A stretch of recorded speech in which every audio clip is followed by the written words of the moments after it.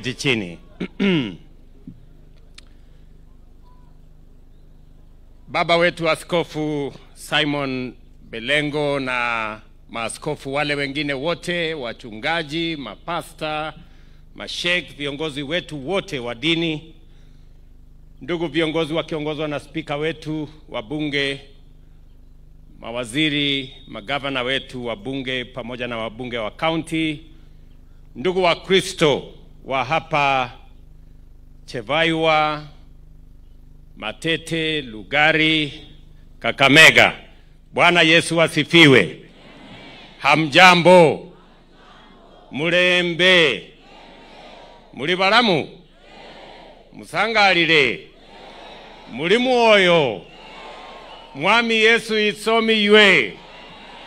Bwana Yesu asifiwe. Ebu mnisalimie hewani nione Bwana Yesu asifiwe. Asanteni sana.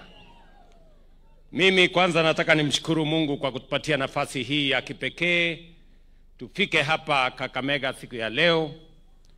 Nimshukuru ndugu yangu Mheshimiwa Nabii Nabwera, mbunge wenu wa hapa Lugari, kupanga ili tupate nafasi hii kukutana na wananchi wa hapa na vile vile kuwa na ibada hii ya maalum ya kuombea taifa letu, umoja wetu na maendeleo ya taifa letu la Kenya, ikiwemo amani katika taifa letu la Kenya. Mimi nasema asante sana kwa wale wote mliohusika ili tuweze kupata ibada hii ya maalum. Mimi nimefurahi sana.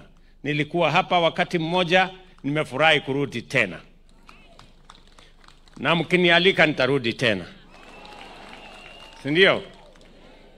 Na mnipangeko kidogo. Ama namna gani? Mimi nataka niseme hivi.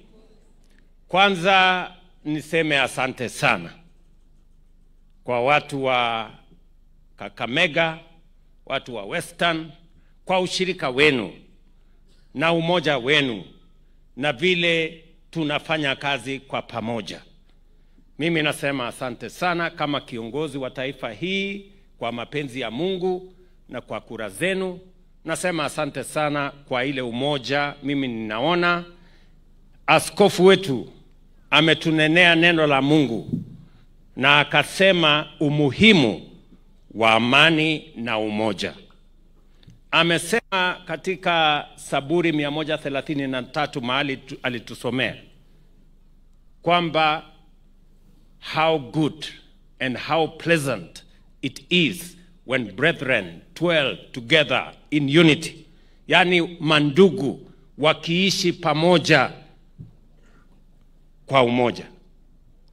Na amesema mstari wa 3 kwamba katika umoja wa wananchi wa taifa pale Mungu anaamurisha baraka. So tumeshukuru sana askofu. Na mimi nasema shukurani kwa sababu mliponipatia nafasi hii ya kuwa kiongozi wa taifa la Kenya. Niko na majukumu mawili ya muhimu. Ya kwanza ni kuunganisha taifa letu la Kenya, kuondoa mipaka ya dini, ya kabila, ya sehemu, ya maeneo, ya mirengo, ndio taifa letu liwe taifa moja. Kwa sababu vile askofu ametueleza, hivyo ndivyo mapenzi ya Mungu, umoja. Na ndio sababu watu wengi wananiuliza maswali. Mbona umeunda serikali ya broad based? Mbona umelete wale ambao hawakutupigia kura ndani ya serikali? Mbona umelete wale ambao walikuwa wapinzani ndani ya serikali? Askofu, umenisaidia kuwajibu. Neno la Mungu linasema ni vyema watu wakiishi kwa pamoja, kwa sababu katika umoja huo Mungu atatuletea baraka. Ama namna gani Kakamega? Asante sana askofu kwa kunisaidia kujibu watu wajeuri wengine wananiuliza maswali. Na ndio sababu hiyo mnajua tulikuwa na mirengo tofauti tofauti. Hata na huyu mbunge wenu alikuwa mpinzani wangu wa mambo makali, si ndio? Lakini Mungu ni nani jameni? Tumesema ya kwamba kwa sababu ni vyema sisi kama wananchi wa taifa la Kenya, ili tuweze kupiga hatua ya kwenda mbele, ni vizuri tufanye kazi kwa umoja pamoja. Na nataka nimshukuru ndugu yangu Nabii na wale viongozi wengine wote ambao tumekubaliana na tumeamua. Mimi na Mheshimiwa Raila Odinga, wakati tulikubaliana tuunganishe taifa letu la Kenya, viongozi wengine wote wakakubaliana na sisi. Mimi nasema asante sana. Na mimi nitahakikisha, Mungu akinijalia, ya kwamba tunaondoa hizi mipaka ambazo zinatugawanya. Tunaambiwa ya kwamba umoja ni nguvu, kutengana ni udhaifu. Kwa hivyo tukitengana we become weak, lakini tukiungana tunakuwa na nguvu, tunaweza kusukuma mambo yale yatakayobadilisha taifa letu la Kenya. Ndugu zangu watu wa Kakamega, mimi nawauliza, katika harakati hii ya kuunganisha taifa letu la Kenya, naomba usaidizi wenu, naomba umoja wenu. Mnakubali tuungane jameni? Ndio tufanye kazi kwa pamoja? Hebu nione wanasema tuungane tufanye kazi kwa pamoja. Basi, asanteni sana. Jambo la pili ambayo niko na majukumu mlionipatia kama kiongozi wa taifa hii ni maendeleo ya taifa letu la Kenya. Kwa sababu ndio kiini, ndio sababu ya kuwa na serikali. Kazi ya serikali ni kupanga vile maisha ya wananchi itabadilika, miradi ya maendeleo itapatikana, na Kenya itapiga hatua ya kwenda mbele. Tuondoe umaskini, tuondoe njaa, tuondoe ujinga, tujenge taifa ambayo inatufaa sisi zote. That is my second assignment ambayo mmenipatia kama kiongozi wa taifa hii. Na hiyo vile vile nawaeleza nitafanya na bidii, na nitawaeleza kwa kifupi mahali hiyo kazi mlionipatia ama assignment mlinipatia imefika. Si ndio? Kwanza mliniambia ya kwamba mnataka tuzalishe chakula ya kutosha. Mnataka tuhakikishe ya kwamba kilimo inashughulikiwa ndio itusaidie kutupatia chakula na iweke pesa kwa mifuko ya wananchi wakulima wengi. Mlisema hamkusema bwana? Na ndio sababu hiyo nikasema mahali pa kuanzia kuongeza chakula katika taifa letu la Kenya ili tuweze kuondoa njaa ni kuhakikisha kwamba tuna support wakulima. Na ndio sababu tukapunguza kama serikali gharama ya mbolea, tukahakikisha kuna mbegu ya kutosha ambayo imefanyiwa utafiti, na sababu hiyo ndio mnaona kilimo Kenya imebadilika. Magunia ya mahindi tuliozalisha 2022 ilikuwa 44 million. Magunia ya mahindi tuliozalisha mwaka uliopita ilikuwa 64 million. Nyinyi wenyewe mmesema na mnajionea kule mashambani, kwa mapenzi ya Mungu tuko na mvua ya kutosha, mmetumia mbolea ya kutosha. Mwaka huu makadirio yetu ni kwamba tutapata mahindi magunia milioni 75. So mambo ya kilimo inasonga mbele. Niliwaeleza vile vile kilimo ya chai tumeweka mpango mzuri, tunafanya kazi na KTDA, tumewasaidia kupunguza gharama ya mbolea. Ile mapato imepatikana kwa kilimo ya chai imeongezeka from 138 billion mpaka mwaka huu tulipata 215 billion. Nilikuja hapa Kakamega na nikawaeleza ya kwamba hii kilimo ya miwa ndio imelete matatizo makubwa na kuongeza mambo ya umaskini sehemu hii ya Western Kenya. Ni kweli ama si kweli? Kwa sababu ilikuwa inasimamiwa vibaya. Watu wachache walikuwa wanafaidika. Mwananchi anapeleka miwa yake, anangojea miezi 6 hajalipwa. Ule mfanyikazi wa kampuni hajalipwa. Mwisho ni pesa ya serikali tunatafuta kuja kulipa mkulima, ambaye hakulete miwa kwa serikali. Tunakuja kumlipa mfanyikazi ambaye hafanyi kazi kwa serikali. Hiyo ni ujinga ama si ujinga? Ni ujinga mkubwa sana. Sasa nikuulize wewe, mtu hajakufanyia kazi, unamlipa mshahara kwa njia gani? Na ndio nikasema mambo ni mangapi? Nilisema mambo ni matatu. Nilisema. Si ndio? Na wale wakora wote, sasa wale wajuaji walikuwa hapo. Sasa wameingia kwa laini namna hii. Hapa Mumias mahali ilikuwa miwa hailipwi, sasa miwa inalipwa kwa majira. Wafanyikazi wa Mumias hamujasikia kwamba hawajalipwa, wanalipwa ifika tarehe 25, 27 wanalipwa. Nilikuja hapa kupatiana bonus. Na hiyo ilikuwa kidogo. Mimi narudi hapa Disemba hapo Mumias kupatiana bonus mara 2 ile tulipatiana Januari mwaka huu. Hiyo maneno nimepeleka Nzoia. Kulikuwa na wajeuri sana kule.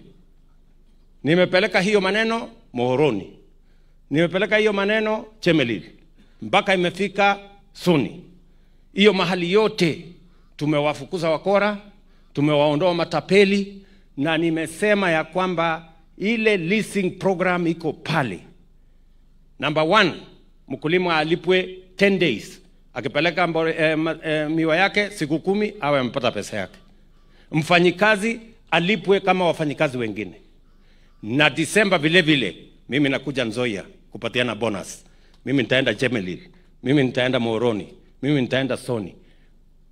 Nia yangu ni kuhakikisha ya kwamba kilimo ya miwa haileti umaskini, inaleta utajiri katika sehemu hii. Kwa yale mambo machache tumefanya, just by reorganizing in the last 2 years, tumemalizia hapa kupanga tu maneno hapa Mumias, na watu kujua ya kwamba hakuna mchezo. Mapato ya kilimo ya miwa imetoka bilioni 50. Mwaka huu tumepata mapato ya bilioni 90. My program ni kuhakikisha ya kwamba ile pesa tunapata kutoka miwa iwe sawa sawa na ile pesa tunapata kutoka chai. Saa hizi tunapata kutoka chai bilioni 215. Hapa kwa miwa tulikuwa 50 billion. Sasa tumefika 90. My program is to make sure in the next 2 to 3 years we will be getting as much from tea as we are getting from sugarcane. Ili tuondoe umaskini. Kwa sababu kama kilimo haileti pesa kwa mfuko ya mkulima, inaleta umaskini. Tumeelewana jameni? So vile vile nimemweleza Waziri Oparanya, mbali na hii maneno ya miwa, pia tuko na kilimo ya kahawa ambayo tayari nimeirekebisha. Wakulima wa kahawa walikuwa wanapata shilingi 60 kwa kilo moja. Mwaka huu wamepata 130, 140, 150 kwa kilo moja. Ni mnanielewa? Uliza wale watu wa kahawa. Na ndio nimesema mbali na nyinyi kuwa wakulima wa mahindi, hiyo ni ya tumbo, tuwe na kilimo ya miwa ya kuweka mfuko pesa, na tuongeze ya kahawa ya kuweka mfuko pesa. Nyinyi watu wa Kakamega mko tayari? Na mimi nishapatiana pesa milioni 500 kwa Waziri Oparanya anunue seedlings, ndio tupatie wakulima hasa wa sehemu hii ya Western, kwa sababu ilichelewa siku nyingi, na ndio mambo ya uchumi sehemu hii bado iko chini, because we do not have enough cash crops ambayo wakulima watatumia kuinua uchumi wao. That is my commitment, na hiyo kazi inaendelea. Na vile niliambia watu wa Mumias, lazima turekebishe this whole sector. Hiyo ni kazi yangu ya kwanza. Muliniambia nirekebishe kilimo, ama Mungu niambia? Mnaona ile kazi imefanyika kwa kilimo? Na bado wale tuko na wajuaji wadogo pale wako na kizirani kidogo, lakini watakutana na mimi. Jambo la pili, muliniambia elimu ni ya muhimu na mnataka kila mtoto wa Kenya apate elimu sawasawa na mtoto wa Mkenya mwenzake. Tulikuwa na changamoto kubwa ya CBC. Tulikuwa na changamoto kubwa ya watoto ama walimu wachache. Tulikuwa na changamoto kubwa ya mambo ya university. Ilikuwa inafungwa kwa sababu hawakuwa na pesa ya kutosha. Nikatengeneza jopo ya kutupangia vile tutarekebisha sekta hiyo. Nyinyi mnaelewa. Sasa tumefanya mambo matatu ya muhimu kwa kilimo. Number 1, ile pengo tulikuwa nayo ya walimu, tumeajiri walimu 76,000 wapya. Nimeweka kwa budget hii pesa ingine shilingi bilioni 2.5 ya kuajiri walimu wengine 24,000. Mimi nataka kujaza walimu 100,000 by Januari. Ndio kila mtoto wa Kenya akienda shuleni, jameni, akutane na mwalimu, kila mtoto apate elimu, kwa sababu elimu ndio inatupatia usawa. Mtoto wa tajiri na mtoto wa maskini wanakuwa sawa wakipata elimu. Ni kweli ama si kweli? Jambo la pili, tukasema tuweke funding model mpya ambayo inahakikisha ya kwamba watoto wetu wote wanapata nafasi sawa ya kusoma. Na ndio sababu tumeweka a student centered funding model ambayo itahakikisha watoto wa kutoka jamii maskini wanalipiwa scholarship na serikali 90%. Mzazi alipe tu 10%. Mtoto kama wangu na huyu Nabii, sisi tutapatiwa scholarship ya 40%. Kwa sababu sisi tuko na pesa kidogo na mshahara, si ndio? Mama mboga tumlipie 90%, huyu na Bwera apate 40%. Ama mnataka tuendelee namna gani? Si namna hiyo? So that tuweke usawa, kila mtoto wa Mkenya apate nafasi ya kusoma. Vile vile tumerekebisha maneno katika university. Sasa ile university ilikuwa na matatizo, tumerekebisha. So muliniambia nirekebishe mambo ya kilimo na ndio nimefanya. Na ilikuwa sio kazi rahisi. Simulisikia iko makelele mingi. Kwa sababu unajua kurekebisha kitu iko na watu wamezoea maneno hapo katikati, lazima upite na hawa kidogo ndio mambo iende sawa sawa. Ama ni aje jameni? Vile vile muliniambia ya kwamba tunataka pia tupange mambo ya afya. Na niliwaeleza ya kwamba wananchi wengi bado wanaingia kwa umaskini kwa sababu ya kulipa gharama ya hospitali. Mtu anaenda hospitali, bili inakuja 100,000, 1,500, 2,000,000, anauza mbuzi, anauza kuku, anauza shamba ili kulipa bili ya hospitali. Ni kweli ama si kweli? Na ndio nikasema lazima tuwe na mfumo mpya ambayo itawasawazisha yule wa chini na yule wa juu wawe sawa. Tuweze sisi wote kwenda hospitali, tupate matibabu na kila mtu aende nyumbani bila ya kuuza ng'ombe yake ama kuuza kuku yake ama kuuza mbuzi yake ati anaenda kulipa bili ya hospitali. Na ndio sababu tumetengeneza hii UHC, Universal Health Coverage, Taifa Care kwa SHA. Na mimi nafurahi ya kwamba katika hii mpango for the first time Wakenya 4.5 wametibiwa na kulipiwa na SHA. Tumelipa 41 billion kwa kulipa gharama ya matibabu ya Wakenya. Hapa Kakamega, nataka nimshukuru gavana wenu. Kwa sababu Kakamega, hata ingawaje hawako mbele sana, bado gavana utajikaza kidogo. Kwa sababu Kakamega kwa counties 47, Kakamega ni number 21. Inangangana, si mbaya sana. Wananchi almost 39% wameregister. Yani wananchi vile mlisikia gavana amesema 713,000 people in Kakamega wamejiandikisha. Ukijiandikisha pale, tunataka tujue unaishi mahali gani, uko katika zahanati gani, ndio tuweze kupanga dawa, ndio tuweze kupanga wauguzi na tuweze kupanga vile utalipiwa wakati utakuwa mgonjwa. Ni mnanielewa?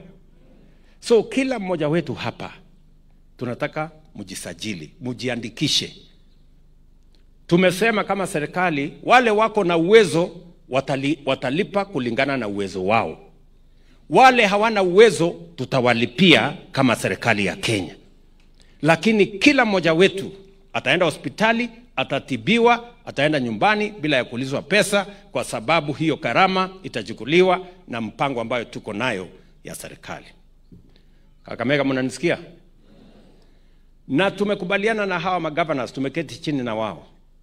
Mbali na hii mpango yetu ya SHA ama Universal Health Coverage ama Taifa Care, mpango yake ni 3. Ya kwanza, tuwe na pesa ya kulipia gharama ya matibabu. Ya pili, tuhakikishe ya kwamba kuna madawa kwenye mahospitali zetu. Wananchi wengi wanalalamika ya kwamba wakienda hospitali wanakuta hakuna dawa. Ni kweli ama si kweli? Si pale kwa hospitali ndio shida, hakuna dawa? Tumekubaliana na hao magavana. Sasa mpango mpya ni kwamba zamani ilikuwa inaletwa dawa Kakamega, inakuja kukaa kwa store, alafu ndio inatoka Kakamega inakuja Javaiwa.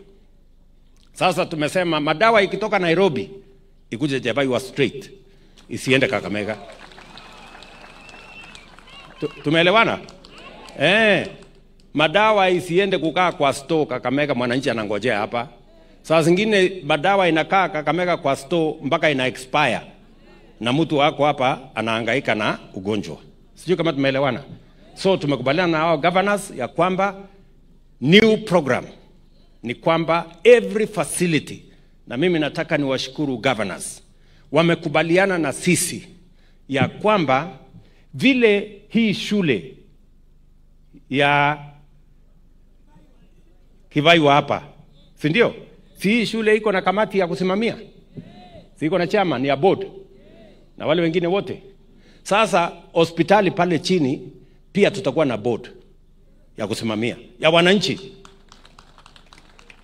Ndio kama hakuna dawa, mwananchi wanaanza kupiga report mapema, na wao ndio wasimamizi. Na pesa ya SHA hatutakuwa tunatuma Kakamega, tutakuwa tunatuma kwa hospitali yenu hapa, na kamati yenu ndio itasimamia. Madawa inakuja hapa, nyinyi ndio mtasimamia. Mko tayari ama mko tayari? Tunaelewana? Si ya shule inafanya kazi?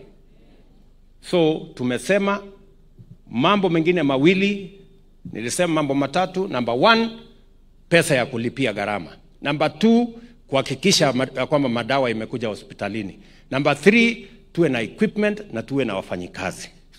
So mimi nawauliza kila mmoja wetu ujiandikishe, ndio tuhakikishe ya kwamba tunajua wananchi wangapi katika kila zahanati, kwa sababu serikali inatuma pesa kwa hospitali kulingana na wananchi ambao wanaishi pale.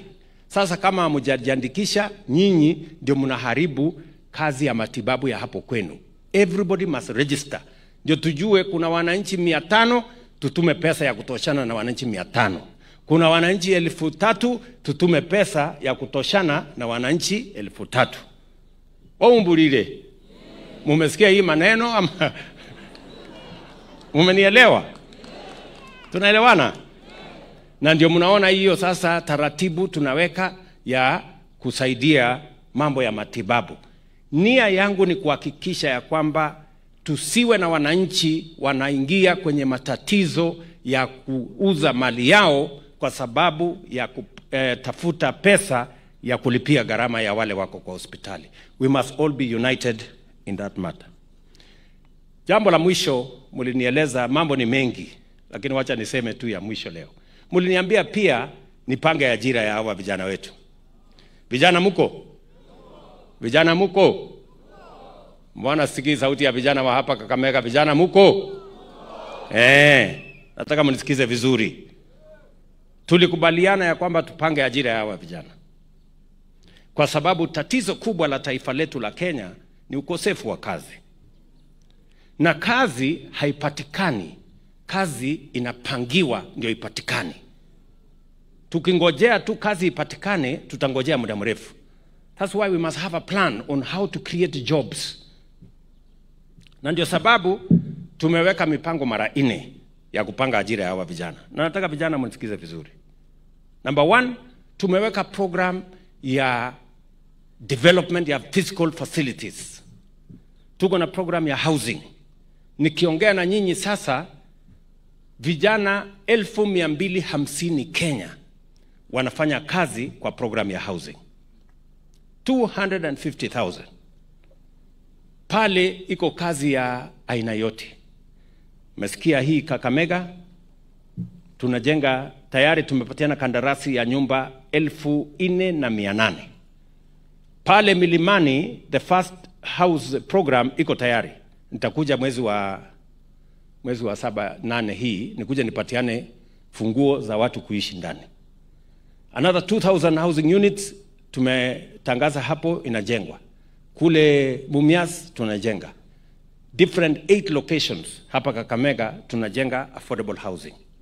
Tunajenga soko 21 mpya hapa Kakamega. Tumeweka pesa ya serikali shilingi bilioni 2 ya kujenga masoko.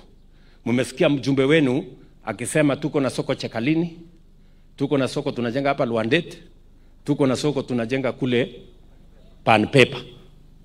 Mnanielewa? 3 kwa constituency yenu. Lakini Kakamega mzima 21 markets. Nia yetu ni kupanga ajira ya vijana na vile vile kuhakikisha kwamba mazao yetu ya kutoka shambani isiharibike, kwa sababu hiyo soko iko na storage, iko na cold room, iko na mahali ya kuuza mazao yenu. Tuhakikisha kwamba mazao ambayo yametoka shambani isiharibike, kwa sababu hakuna mahali pazuri pa kuweka store, hakuna mahali pazuri pa kuweka cold room. Ndio tuweze kupunguza post harvest losses na tuhakikisha kwamba tuko na chakula ya kutosha ya kufanya nayo biashara na kulisha taifa letu la Kenya. So there is opportunity, young people, to work in our programs. Kazi ya pili ambayo nimepangana na hawa vijana, nataka vijana wanisikize tena. Tuko na program ya digital jobs.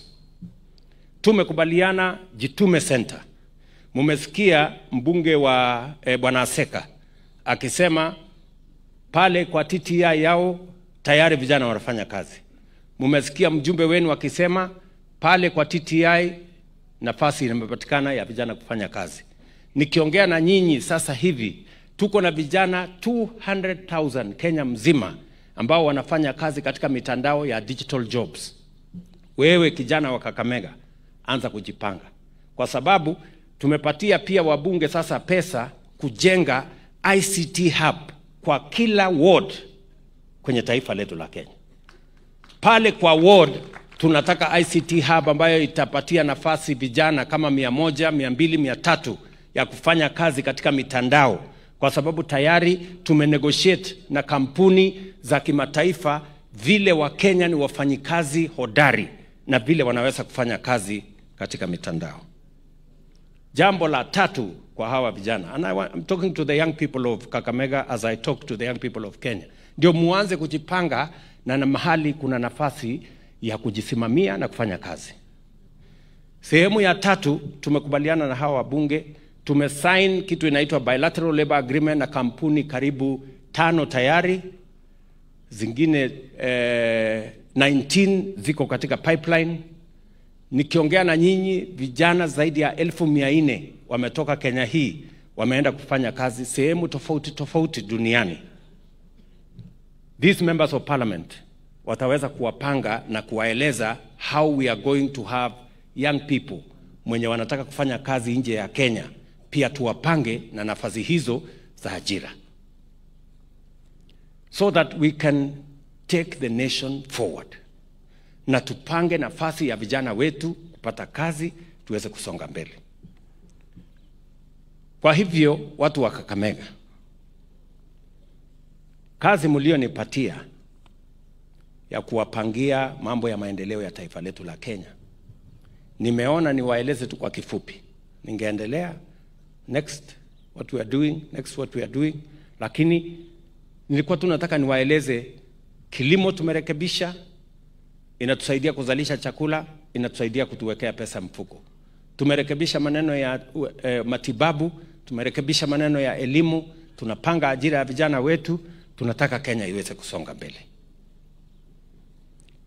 Na ndio mimi nataka niwaulize ndugu zangu, kazi hii yote haiwezi kufanyika na mtu mmoja na upande mmoja. Ndio sababu tunasema tuungane, tushirikiane, ndio tufanye kazi hii kwa pamoja. Watu wa Kakamega, jameni, mko tayari tuungane, tushirikiane, tufanye kazi hii pamoja? Mimi nitakuja hapa mwezi ujao ama mwezi wa 8 hii Kakamega, kwa sababu niko na mambo 3-4 nataka nikuje nifanye. Muliniuliza maneno ya barabara, si ni kweli? Kuna barabara kadha kidogo budget ilikuwa haijapangwa vizuri, lakini this time round nimehakikisha kwamba budget ya watu wa Kakamega imepangwa vizuri. Tumetangaza kandarasi on Tuesday ya barabara ya kutoka pale airport kwenda Shinyalu mpaka Chepsonoi. Tumeweka budget shilingi bilioni 2. Tunatangaza hiyo barabara tujenge. Huyu mjumbe wenu alikuja kuniandama, mara ananitisha, unajua sasa tulikupatia bibi sisi watu ya Lugari, usipofanya namna hii tutarecall, si ndio? Sasa tumeweka pesa barabara ya hapa chini Mwamba, si ndio? Naitwa wapi? Hiyo barabara tumetangaza kandarasi, mimi nitakuja mwenyewe mwezi wa 8 kuianzisha. Pia tunatangaza kandarasi ya barabara ya kutoka Tarbo kwenda Makutano, iende Nzoia River pale chini, ipande juu iende Sihendu, iende Saboti mpaka Endebess. Hiyo karibu kilomita 70 na kitu. Hiyo pia mimi nikikuja mwezi wa 8 na kuja kuianzisha. Tujenge, tuweke lami. Mnajua tulikamilisha ile barabara ya kutoka Soi hapo, kutoka hapa Tarbo kwenda Soi. Si namna hiyo? Hapa Kakamega vile vile watu wa Malava waliniuliza barabara ya kutoka Ikoli kuja Mungatsi kwenda mpaka Malava. Imebaki tu kilomita 2 ifike Malava. Lakini waliniambia wanataka hiyo barabara isikwame Malava. Wanataka i-cross barabara hiyo kubwa iende Samitsi alafu iungane na Navakholo.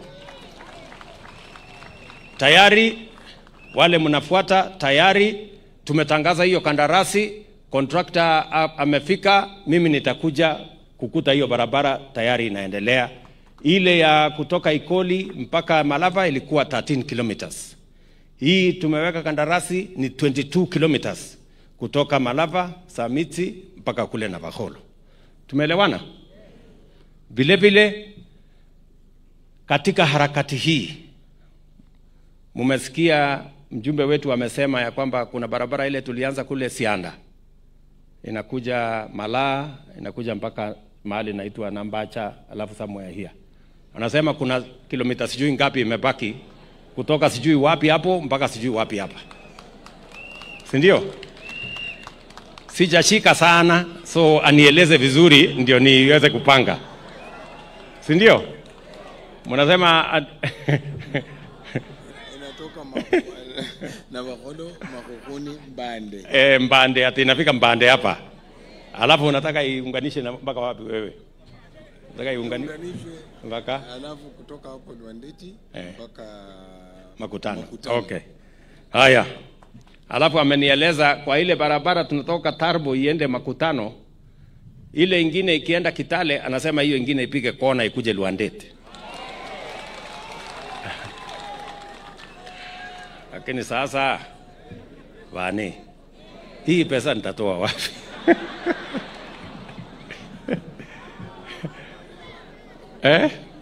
Nitangangana, si namna hiyo? Nitangangana kwa sababu sasa nyinyi mmenipatia hii kazi, lazima nitimize. ile nimetangaza ni ile iko tayari. Hii ya kuja Luandet nitaipangia ndio niweke barabara hiyo ikae sawa sawa. Na barabara zile zingine zote tuko na barabara nyingi, lakini niliona tu niseme ya Kakamega. Najua mbunge wa Bwana Aseka, mbunge wetu wa Lurambi, mbunge wetu wa kule Butere, kuna barabara hapo imesumbua mimi kidogo, lakini nitatafuta contractor mwingine. Ule mwenye ako hapo amekuwa mjeuri, ni mtu kisirani. Nimemwambia atoke hapo aende achome makaa. Wacha tutafute mtu mwingine ya kufanya hiyo kazi. Alafu pia huyu ndugu yangu Mheshimiwa Innocent. Na mimi nasikia huyu mtu anaitwa Innocent, lakini sina uhakikisho ya kwamba yeye ni innocent. Lakini kuna barabara ya kutoka Fafaro, aliniambia anataka ikuje Kongoni, alafu ikuje mahali inaitwa Mapera. So hiyo barabara nimekubali, tayari contractor tumetangaza, na nikikuja mwezi wa 8 nakuja kuianzisha vile vile. So hii Kakamega niko karibu barabara 6 mpya ambayo tutakuja kuzianzisha, na zile zingine zote zilizokwama tumeshalipa makontrakta. Tunataka waendelee tukamilishe hizi barabara kwa sababu ni ya muhimu kwa kutusaidia kurahisisha usafiri, kuzalisha uchumi, ndio Kakamega na Kenya iweze kusonga mbele. Pia ningependa kusema ya kwamba nikikuja hapa pia muliniuliza maneno ya stima. Na hapa Kakamega ilibaki nyuma kidogo kwa mambo ya stima. Haja tusemeko ukweli. Si ndio? Na ndio sababu hiyo nimeweka affirmative action. Nimesema hii Kakamega sasa tuwapatie shilingi bilioni 3 na tuunganishe wananchi 1000 ama households, manyumba 1035. Mwezi ujao kuanzia tarehe 15 hiyo kazi inaanza hapa, na nitakuja mwenyewe, na nimewaambia kabla ya Disemba hiyo nyumba 1035 zote ziwe zimeunganishiwa stima, ndio nipange ya mwaka ujao. Tumeelewana jameni? Na hao wabunge, kila mjumbe anajua ya kwake ni gani, ni ngapi, na tayari contractors tumemalizana na wao. So we were assisting them kwa sababu walikuwa na import vitu nyingi kutoka nje ya kutusaidia kuweka mambo hiyo ya stima. So watu wa Kakamega, mimi nataka niwashukuru. Nitakujia mambo ya barabara vile nimesema, nitakujia mambo ya stima vile nimesema, ile kazi ingine yote nataka tushirikiane. Mheshimiwa Musalia Mudavadi vile mmesikia nimemtuma China. Na nimemtuma China kwa kazi 3. Ya kwanza ni hii barabara ya kutoka Rironi ikuje Mau Summit, ikuje Eldoret, Bungoma hapa mpaka Malaba. Hiyo barabara tunaanzisha mwezi wa 8. Tunaweka contractor kwa ground. Nyinyi mnanielewa? Na tunataka kujenga hiyo barabara namna hii. Pengine hata ikikwama tunataka kufikia hapo katikati. Kwanza awamu ya kwanza inapita Nakuru ikikuja pande hii. Alafu tumesema vile vile kazi ya pili nimetuma Musalia ni mambo ya reli. Ile reli ilikuja kukwama Naivasha. Sasa tunataka kuleta pia mpaka Malaba. Na hiyo pia tunataka itoke Malaba before the end of this year, iwe imeanza ndio tusukume ifike hapa Malaba. Tunaelewana? Na jambo la 3 nimetuma Musalia kule China ni maneno ya soko. Nyinyi mmesikia ya kwamba tunazalisha avocado, tunazalisha kahawa, tunazalisha chai, tunazalisha macadamia, kahawa. Sasa hiyo mambo yote soko kubwa tuko na soko ya Uingereza ambayo tumesign tayari agreement inaitwa Economic Partnership Agreement. Hiyo soko iko wazi. Tuko na soko ya Marekani ambayo tumefanya kupitia kwa ile inaitwa AGOA. Na sasa tuko na soko ya China ambayo sasa kina Musalia wanamalizia, ili kwa miezi 3-4 ijayo tunaweza kupeleka bidhaa yetu ng'ambo, tuhakikisha kwamba soko yetu, bidhaa yetu inapata soko, tuweze kuuza kwa bei ya sawasawa, ndio pesa ipatikane, foreign exchange ipatikane, na tuweke pesa kwa mfuko ya wakulima wetu. Tumeelewana jameni? Tuko pamoja? Sasa hiyo ndio kazi mlinipatia, na hiyo ndio kazi mimi nafanya, na nafanya na bidii sana. Yeye mnanielewa? Hawa watu wengine hawana mpango, msipoteze na we cannot hand over to people hawana mpango. Ati mpango yao Ruto must go. Sasa Ruto must go itakusaidia na nini? Hujui vile vijana wetu watapata kazi, hujui vile kilimo itaendelea, hujui vile watoto watasoma, huna mpango ya ajira ya vijana, you have no plan to do anything. Alafu ni mtakubali hii story hao watu ambao hawana mpango yoyote. Ati kazi yao kubwa ni ukabila, shares, sijui ya nani, sijui chuki, sijui kisirani. Hata mwangalia wakiongea, wanaongea na kisirani mingi sana. Ni kama sijui nani aliwakosea. Na kama wako na kisirani na mimi, wawachane na Wakenya, wakuje tukutane kando huko. Kama namna gani? Nitawamalizia pale kando. Wao watu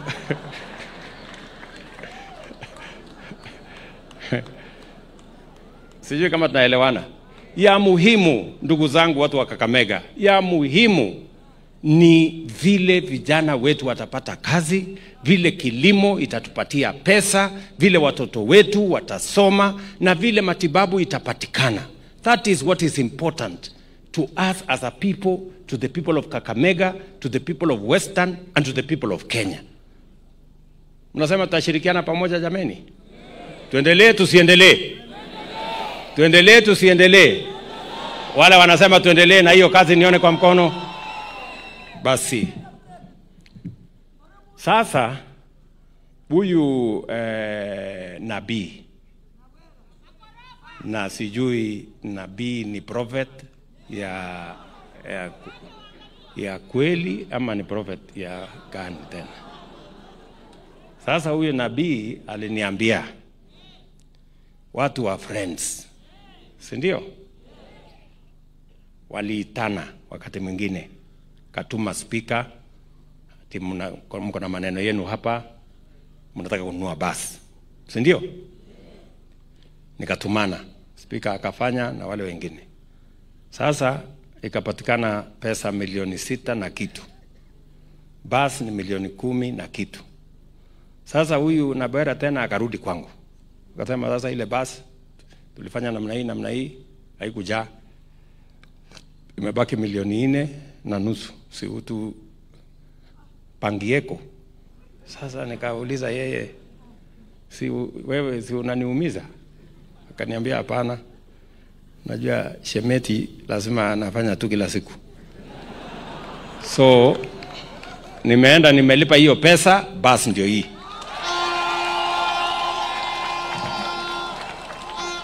Si ndio? Kwa sababu alikuwa ameniambia nikuje nifanye harambee tena. Akasema sasa takuja kufanya harambee tena ama wacha tu nilipe hii basi ndio mambo iishe, ndio tumalizane. Si ndio? Sasa tena ameniambia sio hiyo peke yake. Ndio tafadhali mimi naomba nyinyi mnisaidie, huyu mtu atakuja kuniumiza. Sasa sio barabara, sio nini, basi ndio hiyo, lakini bado hajaniwacha. Ananiambia tena ati ile mahali nilikuja kufanyia harambee pale haijakamilika, si ndio? Ati imebaki sijui shilingi milioni 2 sijui ngapi. So basi, so nimesema milioni 2, pengine niongeze ikuwe milioni 3, nitawapatia mumalize hiyo. Na wewe Sasa nabii, please. Sasa usirudi tena kwangu na mambo. Hapana, sasa huyu mtu munisaidia jamani, munidefend. Huyu mtu ananipeleka kama gari ya miraa. Ama baiskeli ya kuibiwa. Mbio mbio. Ama nyinyi ndio mmemtuma?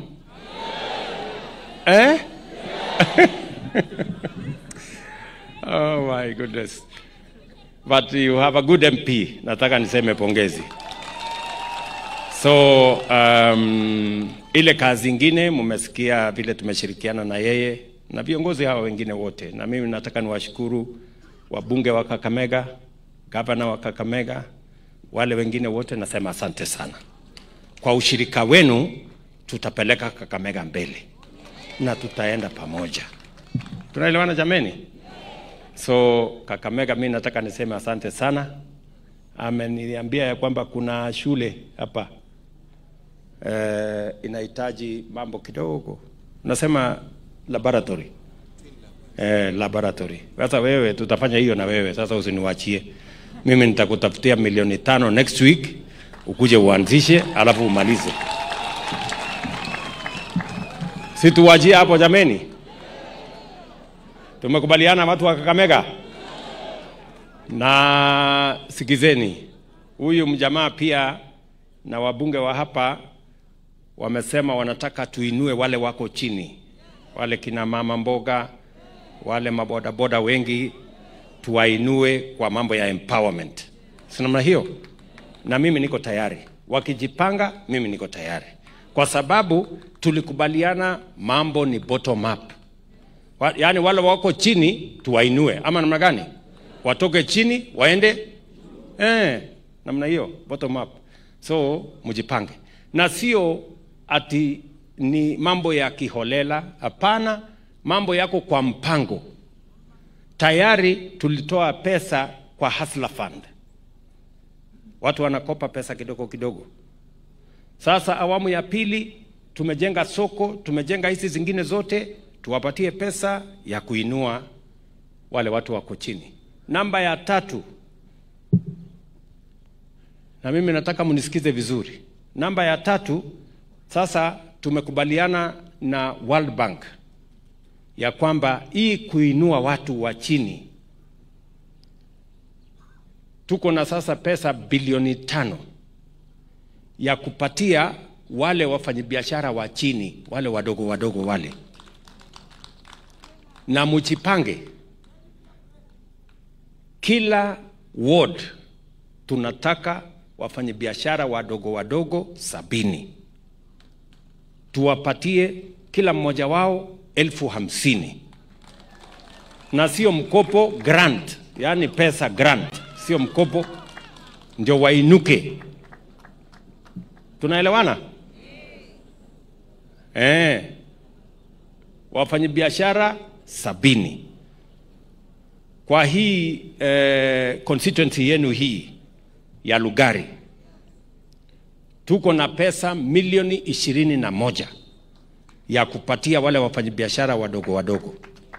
Na hiyo kazi mimi nitakuja hapa Kakamega mwezi wa 8, 9, tukuje tupatie hawa pesa hiyo, tuinue kila mtu.